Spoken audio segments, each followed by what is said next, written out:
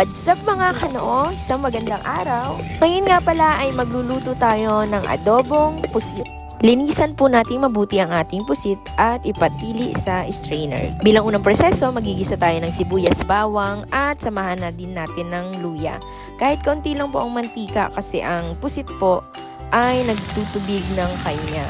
Pagkatapos nga magisa ng mga samya, ilalagay na natin ang ating pusit at hahaluin po natin siya, parang ini-slide fry po natin siya.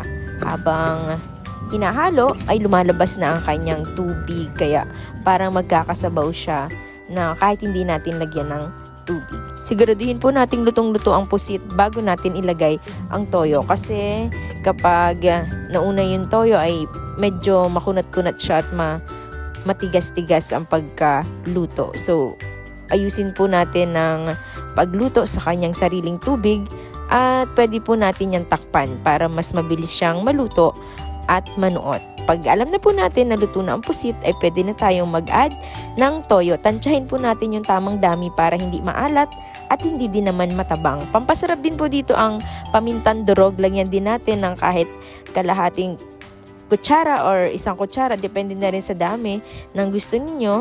At maglagay na rin po tayo ng pampalasa tulad ng magic sarap. Masarap din po sa adobong pusit ay may konti siyang tamis. So naglagay po ako dito ng 2 kutsarang brown sugar para mag-balance po yung tamis at alat ng ating adobo. Haluin po natin mabuti para ma-spread yung mga nilagay nating mga pampalasa or seasoning dito sa ating recipe na adobong pusit. Yung ibang version nga po pala ng adobong pusit ay nilalagyan nila ng Sprite. Nagpapadagdag tamis din siya at linamnam sa adobo. Tapos parang nababawasan niya rin yung lansa ng seafood na to. Kaya kung meron kayong available na Sprite dyan, kahit yung maliit na size, yung tawag dito sa amin sa Dakitin ay unanay.